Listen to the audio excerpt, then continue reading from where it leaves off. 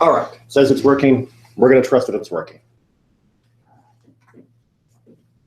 We begin in Lech Lechah, the new chapter. Right? We have now come 20 generations from the beginning of the Torah in only 2 parshiot, which is rather amazing. From Adam to Noah is 10 generations, and from Noah to Avram is another 10 generations. And now we're getting down to business. And much of the pattern of the first 2 chapters is God seeking to have this relationship with the world, with humanity, and struggling to find partners. Obviously, God wanted all of humanity from the start. That didn't work out so well, the whole Cain and Abel, and then everything that happened afterwards that eventually led to the flood.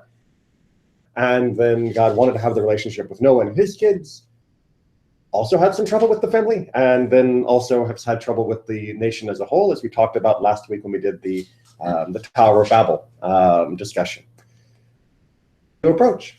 And this approach is, I'm going to connect to one guy and his family, and I'm going to nurture them, and we're going to grow out of this something that will be bigger. Rather than everyone at once, we're going to do a test case. And that's what we get with Avram in the beginning of Lech Lechah, where all of a sudden God is speaking to this guy who we hadn't really heard much about. Well, hadn't heard anything about except for like one paragraph that he was born. And then this notion is introduced of a covenant with the family. You remember before we had sort of the idea of a covenant with humanity that has been repeated and refined over time. Now we're getting a familial covenant, a covenant with just one family. There's just one problem. Avram doesn't have any kids. Right? If God is making a test case for building a relationship with a particular couple and then building off of that through their offspring in order that this can be a growing relationship rather than what has been the pattern of deteriorating relationships, then Avram's going to need kids. And he doesn't have any. And that's going to be the topic of our discussion today, is the first attempt at kids. And the first attempt, of course, comes while he is still Avram and not Avraham, and while she is still Sarai and not Sarah, and where the mother is Hagar rather than Sarah. So that dynamic of the 3, Hagar, Avram, and Sarai, is awkward, to say the least. And so that's what we're going to dive into. That's interesting as you're talking. I hadn't realized it before. But of course, the fact that he doesn't have children means that after he is with God, and then he can raise his children from the beginning in the correct path. But right. He's so old, you would think God might have chosen somebody younger to do this. Okay, so if God was working with a blank slate model where he was just going, you know what, let's pick someone. How about him? Criteria might have been young, married, fertile, all around, or even, fecund, so that they can have lots of kids. Yeah. And that way, as you say, it's important that the children be born into this this family that has a connection to God from day one. They'll grow up into it. You would assume that would be God's criteria, but God is not picking candidates just at random, just by their biology. He's picking candidates that have the unique spiritual capacity to be the partner in this covenant. And of all the people on earth at the time that God is reaching out, you've only got Abraham or Avram and Sarai to work with. And that's limiting to the choices. And we've got these other biological difficulties then to go up against. But of course, when it's God calling the shots, the biological difficulties will be overcome. But how? Right? Because, well, we're going to see there's a home remedy that's being proposed in this chapter of Genesis, chapter 16. Page 86, if you're using the Eitzchaim, chapter 16 of any other copy of the Torah. You volunteering to read? I am. You're back in town, so. Yay. Sarai, Abraham's wife. Avram, you can call him Avram. That's right, Avram, you're right. Sarai, Avram's wife, had borne him no children. She had an Egyptian maidservant whose name was Hagar. And Sarai said to Avram, "Look, the Lord has kept me from bearing. Consort with my maid. Perhaps I shall have a son through her." And Avram heeded Sarai's request. So Sarai, Avram's wife, took her maid, Hagar the Egyptian, after Avram had dwelt in the land of Canaan 10 years, and gave her to her husband Avram as a concubine. He cohabited with Hagar, and she conceived. All that she had conceived, her mistress was lowered in her esteem. And Sarai said to Avram, "The wrong done me is your fault. I myself put my maid in your bosom. Now that she sees she's pregnant, I am lowered in her esteem. The Lord decide between you and me." Avram said to Sarai, "Your maid is in your hands. Deal with her as you think right." Then Sarai treated her harshly, and she ran away from her. All right, we're going to pause there because I wanted to get the basic story down before we dive into our commentary on this, because we're going to do a point by point. But at the moment, and who our players are. So we got Avram, Sarai, and Hagar. Okay? From this, because we don't have a whole lot more than this, tell me about these folks. Their personalities, their interests, their motivations, what's going on that makes this dynamic what it is, and what is the dynamic that is appearing here. Well, let's start with Sarai, because she has the most lines in this set of text, right? What does Sarai want? She wants kids. All right, so Sarai wants kids, but there's a problem with that, right? Which is that she's barren. She's barren, but look at the text carefully. Right? Does she say, "I am barren"? No. Hashem stopped me from having children. All right. So God stopped it. That's an important attribution, right? She's not just saying, "I'm barren." She's saying, God is the one who is keeping me from having children. She basically accepts God.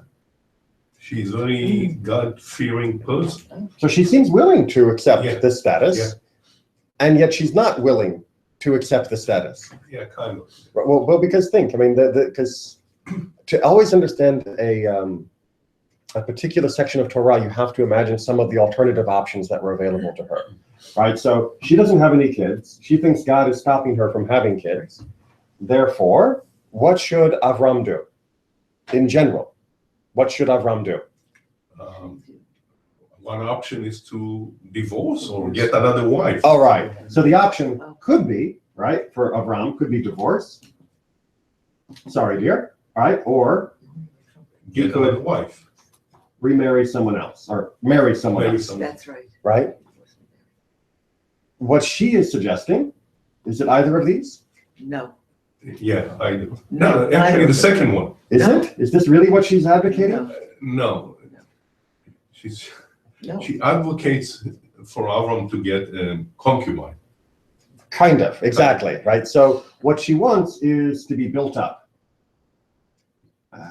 Built up. She's looking for a surrogate mother. Surrogate is the modern terminology Modern that we would terminology use. is a surrogate Exactly. mother, someone who bears a child for you. Because being built up would be not being divorced, Right. and being built up would be not having him remarry someone else completely separate, completely different, and a equal challenger to Sarai. And she is deliberately trying to avoid these two worst case scenarios for her, even though it's God that has stopped her up. So to go back to your question, if she is willing to accept it and she's God-fearing and all of that, well, yeah, kind of. But she also wants to have a part in this play. She's not just saying, you know what, clearly God has made a covenant with you and only you, and I am not part of that covenant. So why don't you go and get a few more wives and have babies with them so that the covenant God has made with you can be fulfilled? That's not what she's saying. Right? She's not going down that road. She is saying, I would like to be built up, and I have an option to present to you that will let me be built up through the birth of a child, and I implicitly, therefore, will not be cast aside or made second class within my own home through this process. All right, what's Avram's goal? Very passive. All right, so he's a very passive man in this section. Right? His wife says, sleep with her, and Right. he sleeps with her. His wife says, she's getting obnoxious. He says, okay, do what you want. I mean, you almost have a picture of him sitting on the sofa reading the newspaper. And, it's like, whatever, yes, dear, whatever you like, dear, that's fine, dear. Yes, I'll sleep with her tonight, dear. Oh, okay, no, you can have her back, dear. A nice Jewish husband. So there's a definite passivity here, or maybe we can phrase it more positively, an acceptance, or a seeking of shalom bayit. Shalom Shalom bayit. bayit, yes. Right. He wants his wife to be happy. He wants his wife to be happy. Yes. He wants his wife to be happy, but what else does he want? A child. He also wants kids, right? He wants kids too, and kids for him from a different wife are still good. That's still money in the bank, as opposed to only. It's not that he's saying, I only want kids with you. You'll notice he doesn't say, no, dear, it's not important that I have children. If you can't have children, then we can't have children. He says, okay, yeah, we'll do that. And then I'll have a kid and you'll be sort of credited in some way. But it's more important that we get kids somewhere because we know God has this covenant thing going. So not exactly an equal partnership here. So her goals are to be built up, not taken down. His goal is to have a kid, even if it isn't with an Hagar? Or is she the ultimate passenger in the story? She doesn't seem to care one way or the other. But she doesn't? Well, she has no She choice. runs away. She's a servant. She's got limited No, choices. she runs away because she's chased away by Sarai. No. But as to whether she wants a child or not, it's not determined. Well, first of all, it doesn't say that Sarai chased her away. It doesn't say that Sarai sent her away. Now, she will be sent away later, but that's not this story. No, Sarai was mean to her. Sarai treated her harshly. harshly and she ran away from her. So well, Right. you got to do the sheet. Sarai treated her so badly that Hagar said, I'm out of here. But that's different than being sent away. Right. She was Sent away is, I'm not giving you a choice to put up with your treatment or not. All right. You're out of here. Right. And instead in this, it's Sarai turned up in some manner, and we'll look at some commentary on that, the treatment, and Hagar, of her own free will, chose to run away. That this was her decision to do so. Make sense? Maybe? That's what I said. Okay. Sure. Okay. Sure. So Hagar, seems to be, she seems to have some will of her own because she's willing to run away. But on the other hand, she also seems to be accepting of this. Mhm. And she doesn't seem to see eye to eye exactly with Sarai about what the ultimate goal of this is. Right? Because remember, Sarai's ultimate goal is I, Sarai, will be built up through this process. By her having a child, I will get credit for the child. And we know from ancient Near Eastern documents that this was a common legal activity, that you would have a surrogate woman who would get pregnant with the husband, and the child that was born would be legally considered to be the child of the non-birth mother, of the woman who was infertile. So this is something that we have other examples in the ancient world of people doing, of couples using as a methodology. So Sarai seems to have that model in mind. Hagar seems to have a different model in mind. She's going to be a wife. Right. She's going to be a wife, and she's going to be the mother to Avram's kid, and that puts her in at least equal. And for them to be equal means that Sarai has come down. Right? When she says that, I've been made, light in the eyes of my servant, it doesn't mean that necessarily Sarai is under her, but she's definitely no longer up here. She's been at least brought down, or the relative positioning has been brought down as Hagar seems to have gone up, that she, as just an incubator, she's seen herself as a wife of Avram, and a very important wife because she's providing the kids that he wants, rather than a assistant to Sarai for building up Sarai in the process of giving Avram what he wants. Aren't relationships fun? All right, let's go ahead and see the outcome of her running away. An angel of the Lord found her by a spring of water in the wilderness, the spring on the road to Shur, and said, Hagar, slave of Sarai, where have you come from, and where are you going? And she said, I am running away from my mistress Sarai. And the angel of the Lord said to her, go back to your mistress and submit to her harsh treatment. And the angel of the Lord said to her, I will greatly increase your offspring, and they shall be too many to count. The angel of the Lord said to her further, behold, you are with child, and shall bear a son. You shall call him Ishmael, for the Lord has paid heed to your suffering. He shall be a wild ass of a man, his hand against everyone, and everyone's hand against him. He shall dwell alongside of all his kinsmen. And she called the Lord who spoke to her. You are El Roi, by which she meant, have I not gone on seeing after he saw me? The well was called Bir Lahai Roi. It is between Kadesh and Bered. Hagar bore a son to Avram, and Avram gave the son that Hagar bore him the name of Ishmael. Avram was 86 years old when Hagar bore Ishmael to Avram. All right. Wow. So happy ending.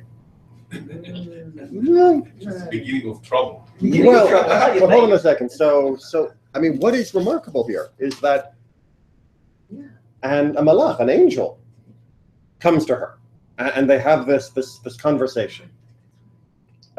It's not everybody in the world who gets an angel who gets to come and talk to them, and yet she's blessed with that experience, and she's also condemned in that experience, because after all, how does the angel address her?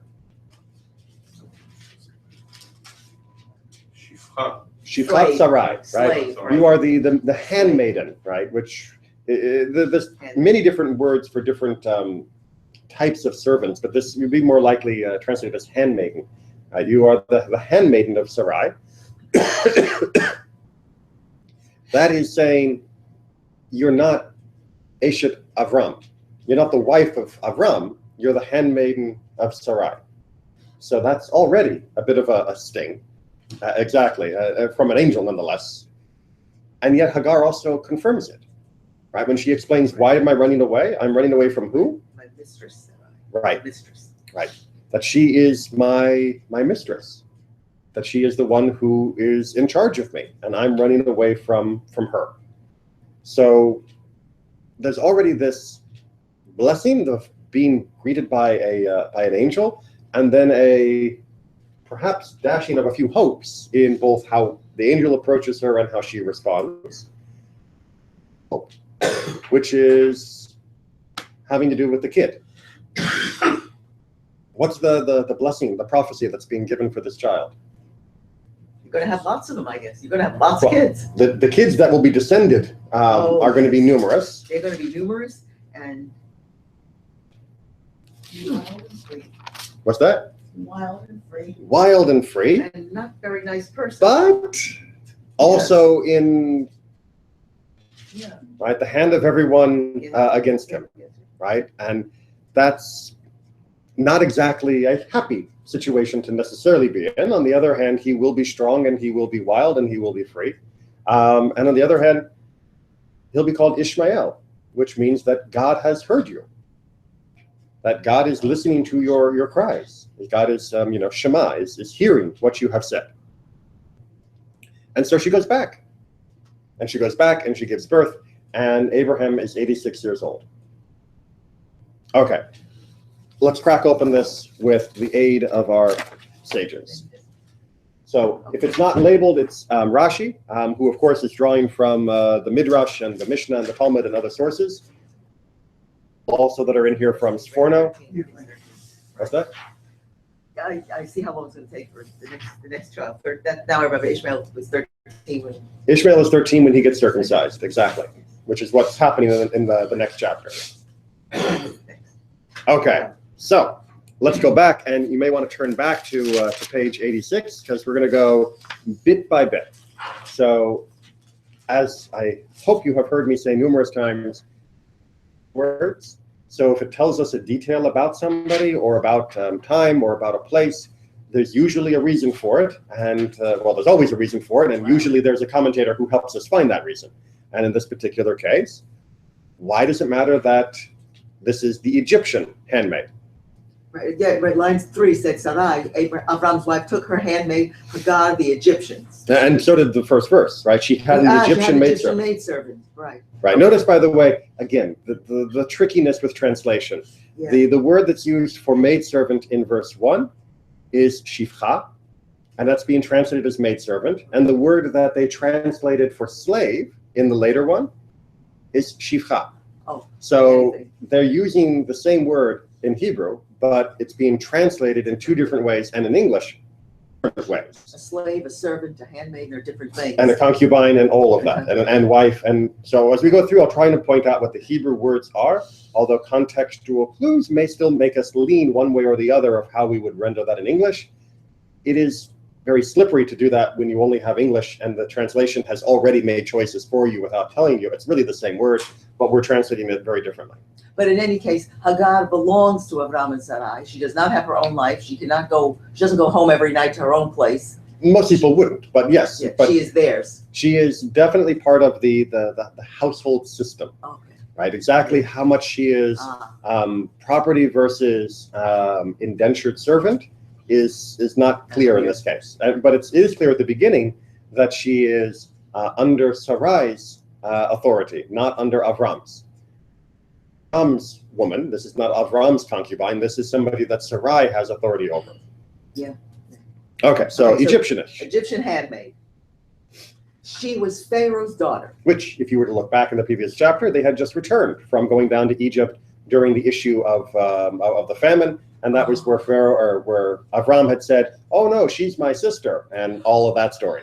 And now that they've returned, suddenly there's this new woman, and the sages are saying, "Oh, you put these two pieces together, and blessings from Pharaoh, then." Hagar, especially because it sounds kind of different, is an Egyptian. When Pharaoh saw the miracles that were performed for Sarah, he said, "Better that my daughter be a servant maid in this house rather than the mistress of another house."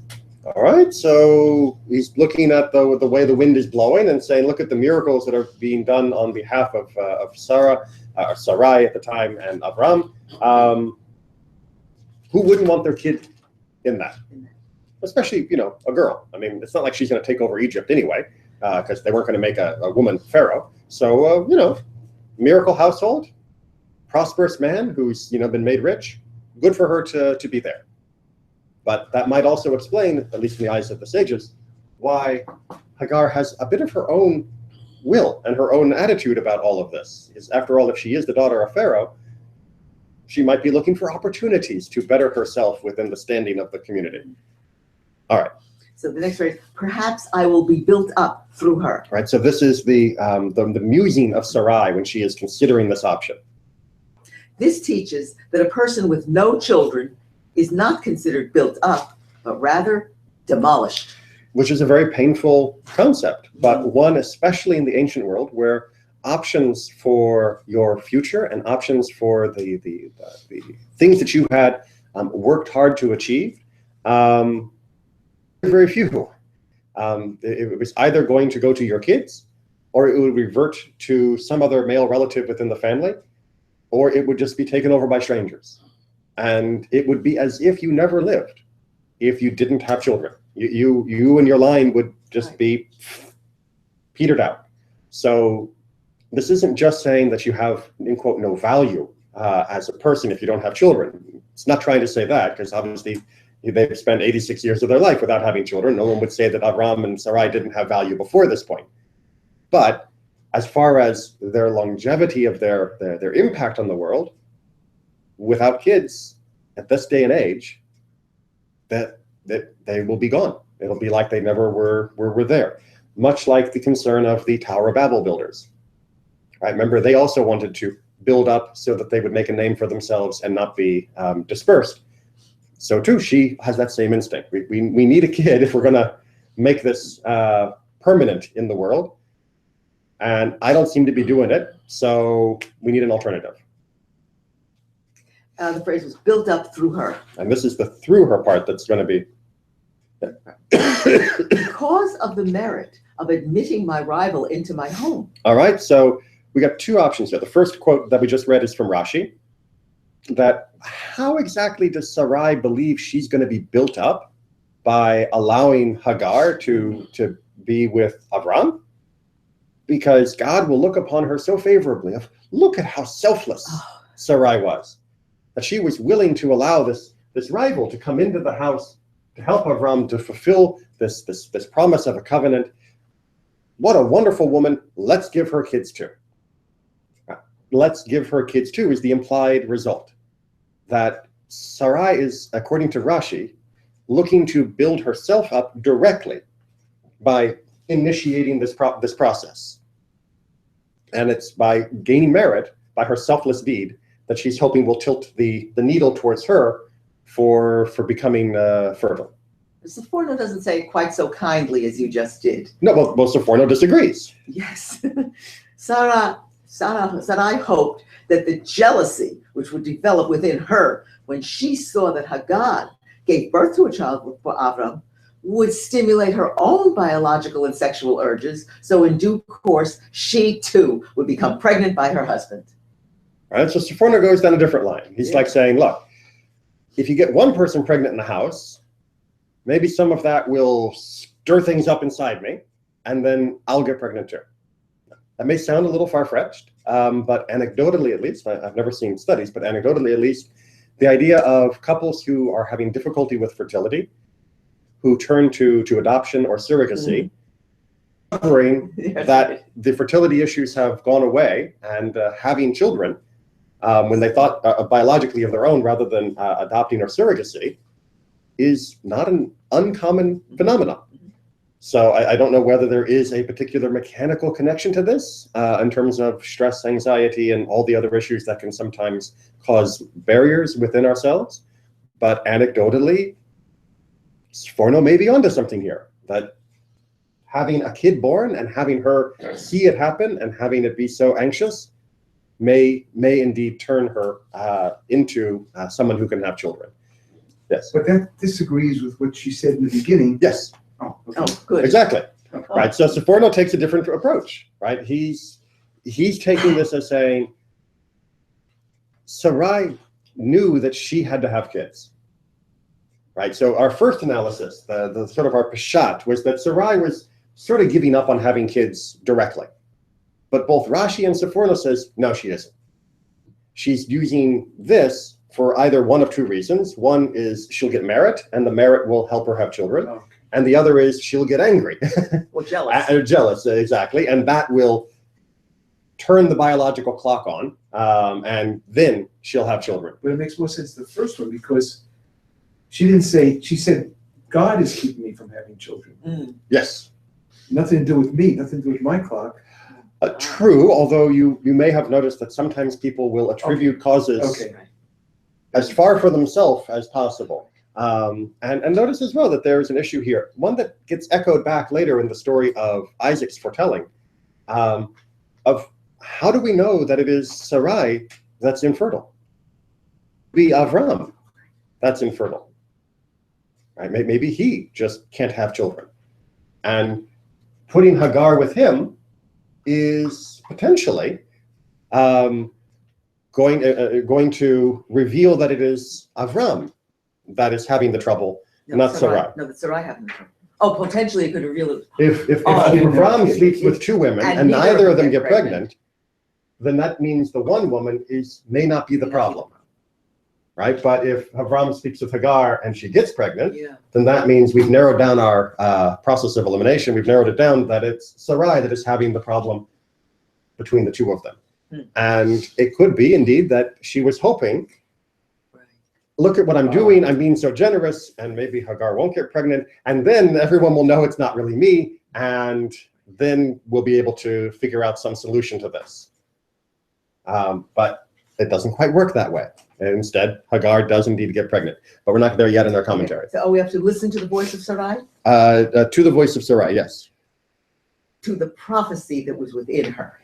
Right, so Sarai is attributed, according to our tradition, as being one of the prophets. Right, she had the ability to understand God clearly enough to see glimpses of what should be done now and what the future would hold. And what this saying here is that whatever you may want to attribute Sarai's motivation to, whether it was hoping to get merit, whether it was hoping to get jealous and then, get into a fighting spirit, or any other reason that we've discussed, ultimately she's doing the right thing. Ultimately, she does make the right call for having Hagar and Avram come together. That she is acting with a spirit of prophecy. And therefore, we shouldn't just discount her actions as a woman who is unhinged by her infertility or overcome by her grief or just desperate for any solution. She is making a good call here, even if it's difficult for us to see it. So this is a very powerful defense that Rashi brings on her behalf. Excuse me, is that Penelope telling me that it's not working? No, it's not. Okay. So no, that wasn't Penelope. So hopefully it is working. Okay. Sarai took. Right, verse 3, so Sarai took her maid. Took means she took her with words. How fortunate you are that you are privileged to cleave to as holy a body as this. So what is Rashi trying to wrestle with here? Did anybody here think when we said Sarai took Hagar and gave her to Avram, that it was she persuaded Hagar? What did you all think when we first read this? She said to her, you go with my husband, that's it. Orders, Instructions, right? right. You, his bed, tonight. That's right. You're getting pregnant. And when it's born, I'm calling it mine. And Rashi's saying no, that there's more than one way to take somebody. In this particular case, she persuaded Hagar.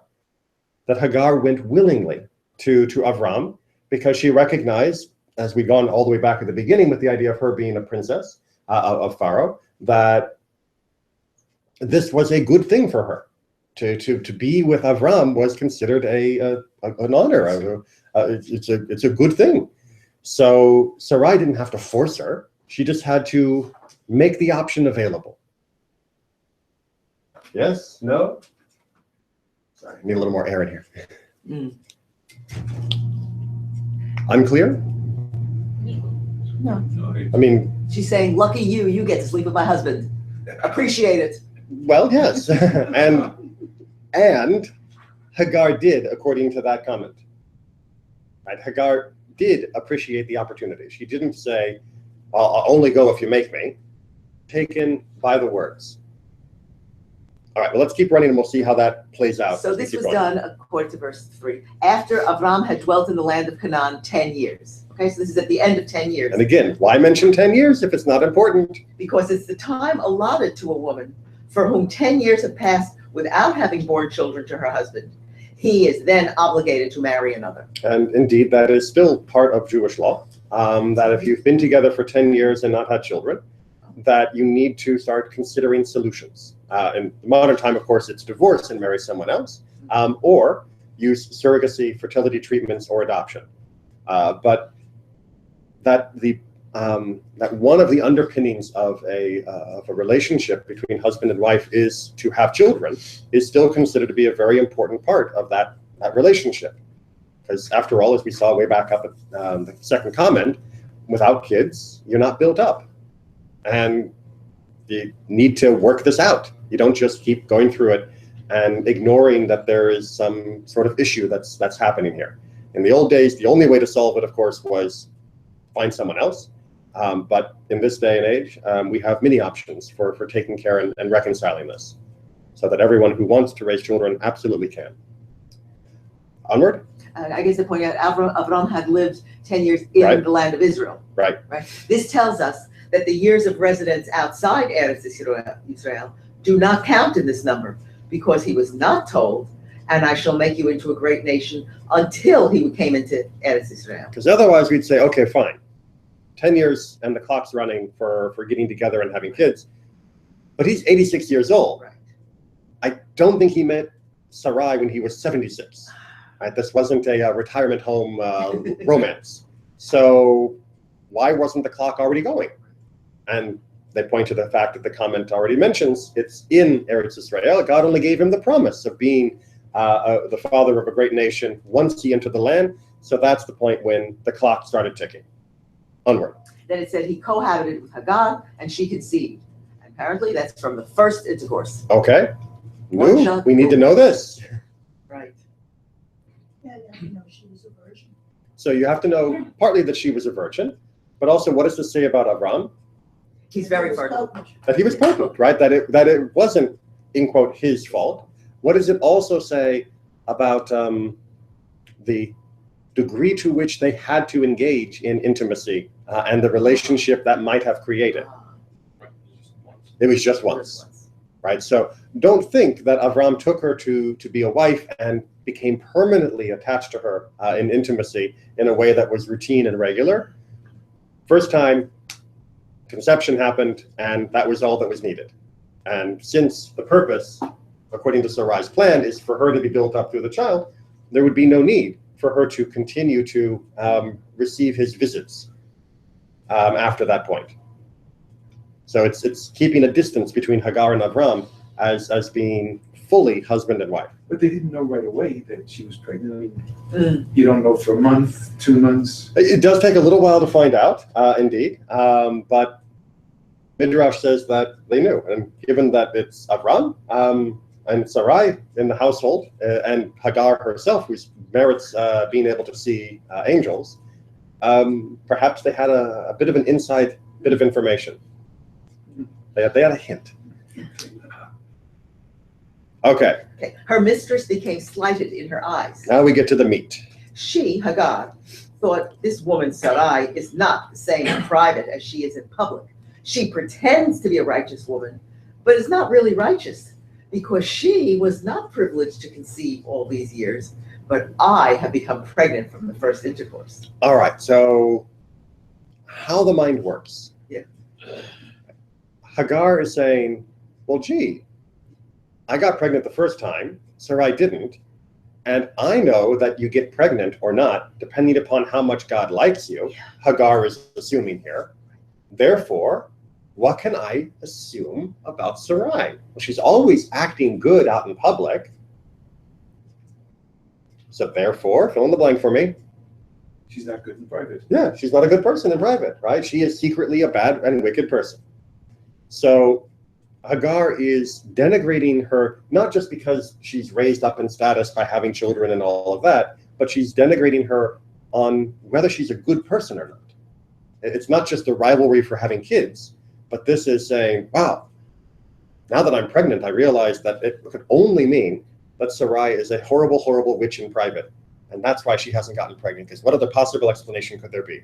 And it's that thinking that gets her into the trouble, more than just, hey, I've got a kid, she doesn't, and the typical rivalry you might expect in a household. Make sense? Maybe. Okay. All right, let's keep going. So then when Sarai says to Avram in verse 5, the wrong done to me is your fault, what it means is, for the wrong that had been done to me, I call for you to be punished, Avram. When you prayed to God, what will you give me since I continue to be childless? You prayed only for yourself. You should have prayed for us both, and I would have been remembered along with you. Furthermore, you have unrightfully withheld your words from me, for you have heard my shame and remained silent. All right, so Rashi brings up 2 points, because you might think, indeed most people do when they read this passage, that when Sarai says, this is all your fault, Yeah. that it sounds incredibly petty and wrong. Because it was her idea, right? She's the one who came up with it. She's the one who brought Hagar in. She's the one who had Avram do this. And all he did was go along with it. But Sarai is saying, no, this has revealed 2 things to me. One, it reveals to me that you could have prayed for me too, because clearly you must have only been praying for yourself. Because lo and behold, as soon as you got another opportunity, bam, here come the kids. That shows to me that you were not praying on my behalf. You were saying, oh God, give me kids, give me kids. Not, oh God, give us kids, give us kids. And she's angry about that. Because after all, if Avram is able to pray and God listens so much in all the other stories of their life, then the absence of children implies the absence of prayer on her behalf. But secondly, which is a little bit more subtle, she's saying, you know, you've been so passive in all of this that when she began treating me badly, you didn't speak up. And yes, I appreciate that you were passive and went along with this plan, but when you see your wife being treated, poorly, talk, right? Say something. Stop people. You just sit there while she treats me like this. And I was willing to have her come so that I could be built up in all of this, but I didn't sign on that meant that you would sit there while she denigrated me. That wasn't part of the deal. So I think the comment is a very important way of helping us almost salvage Sarai, because many people, when they read just the surface reading, she seems very petty and vindictive. But this is that she's not upset per se that Hagar is having kids. She's not upset per se that it's turning out the way it is. She's upset that her husband isn't making sure that it stays on target, which is that Sarai is built up by this rather than torn down. And it's Avram's job in his relationship with Hagar to make sure that stays that way. And he's failing. He's not doing it correctly. That's true, but I can just see why a guy doesn't want to get between two women either. Yeah. And if you don't want to get between two, then don't bring two of them into your tent. That's right. Right? If that's what you're unwilling to do. All right, so in order to drive this home even more. Yeah, so then Sarai, after she gave of age, Sarai says to him, now that she's pregnant, I'm lowered in her esteem. But so the Lord decide between you and me. Right. And that between you and me means every between you in Torah is spelled lacking without the second yud. Right, so there are different ways to spell certain words in Hebrew. Kind of like in English, how if you go in England, you'll be writing color, but if you're here in America, you'll be writing color, right? You lose a letter. And there's certain words in Hebrew where some vowel helper letters will drop out in some spellings. And in the Torah, that's considered important. You have to, spell it exactly the way the previous Torah you're copying from spelled it, even though it doesn't change the meaning of the word, whether that extra, vowel letter is there. And just like color and color both mean the same thing. And so the sages are pointing out that every time this phrase appears in the Torah, between you, right, it always has only one yud, right, uvanecha, with only one yud between the vet and the nun. But here, we get two. Keep reading. And this one is spelled full, uvanecha. It may also thus be read uvanicha. Uvanayich. Uvanayich. Right. Oh, yeah. Right. So because you get the extra yud here, and because Hebrew is written without vowels in the Torah, then now I could read it as another word, which is uvanayich, which is different than between you. It's, well, as you'll see, it's the second person feminine, between you, woman, rather than between you, man. And that could mean she cast an evil eye on Hagar's pregnancy, and she miscarried her fetus. That is why the angel said to Hagar, behold, you will conceive. But was she not already pregnant? Yet he announces to her that she will conceive, but this teaches that she miscarried her first pregnancy. All right, so this is a very, very painful idea. Between you and between you, meaning that other woman, right? By reading it with both versions, because of that missing letter, we get the intent that Sarai was not just angry at Avram, but that she was angry enough at Hagar that she was thinking ill of her to the extent that a miscarriage occurred. And the justification, of course, for that is that when we meet the angel says, you will conceive. Well, if she was already pregnant, then what good is the promise of conception? However, if she had lost the first child, then it becomes much more clear of why she is going to be somewhat mollified by the promise of conception. It also makes a lot more sense for why she would run away. I mean, think for a second. If she is the shivcha, the handmaiden, but she's still pregnant, even though Sarai is mistreating her and treating her or making her work hard, once she gives birth, she's the mother of Avram's kid.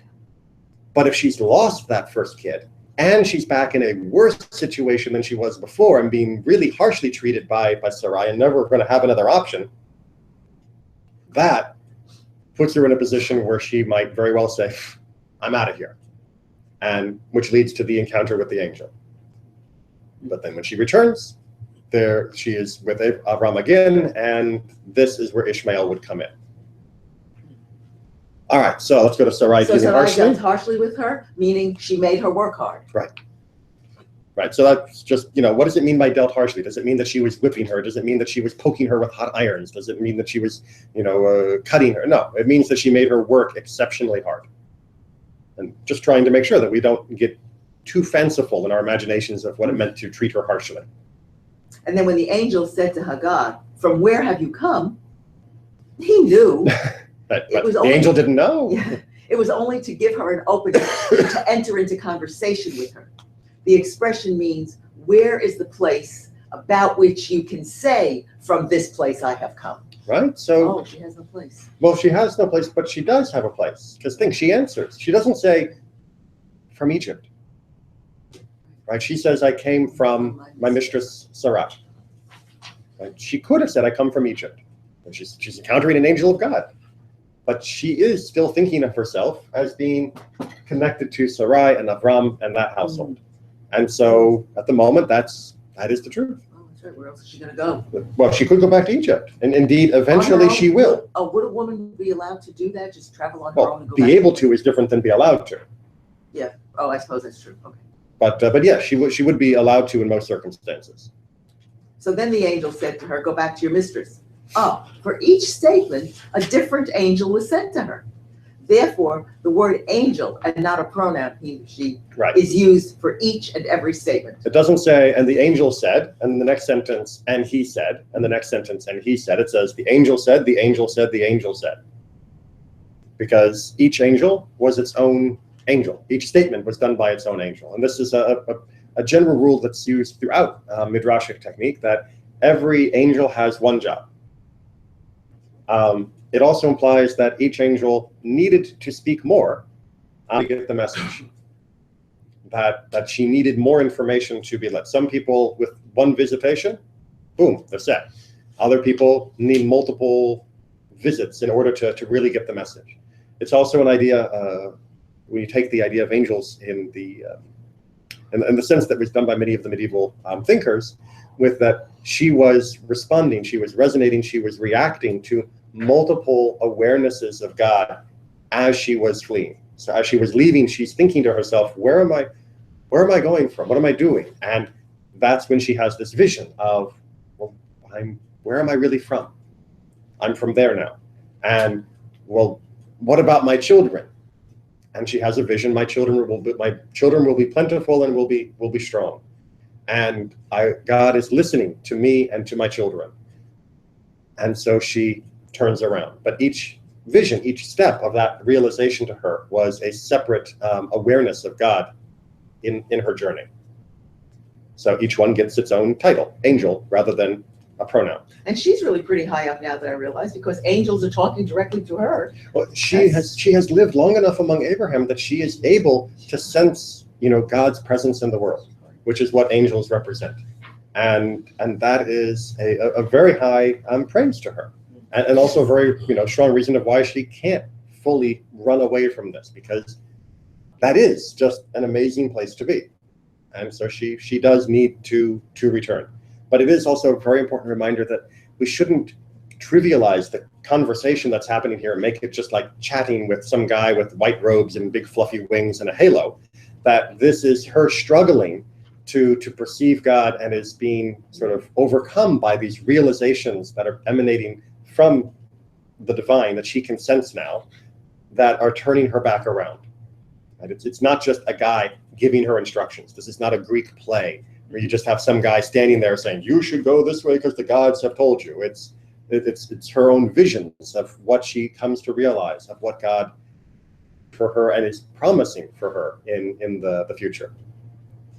So when the angel predicts that her son will be a wild, uncivilized man, that he means one who loves the wilderness to hunt wild animals, because it's written, he settled in the wilderness of Paran, he became an expert archer. Which we hear later about Ishmael, right? That's her son, happens later in the Torah, which is not bad, right? Being wild and uncivilized can just mean you're out and about. You're not settling down in towns and cities and agriculture. You are Versus city. nomads versus city dwellers, exactly. So that's not necessarily such a bad thing. But the hand against everyone. Hand against everyone means he'll be a robber.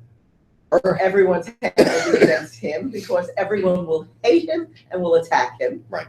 And he will dwell in the presence of all his brothers means which is a very odd sentence, Yeah. and so we need Rashi to help us. his descendants will be many. Right, so you'll have a big family, which means wherever you go, you will be among your brothers.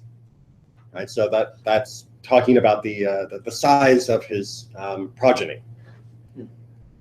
So now we get to her expression of wonder at what she has just experienced, and her naming of the place for this vision. Keep And going. which said, have I also? It is an expression of wonder.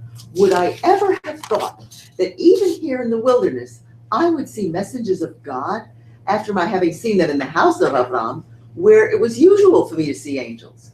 You may know that she was certainly used to seeing them, for Manoach saw an angel once, and he said, we shall certainly die.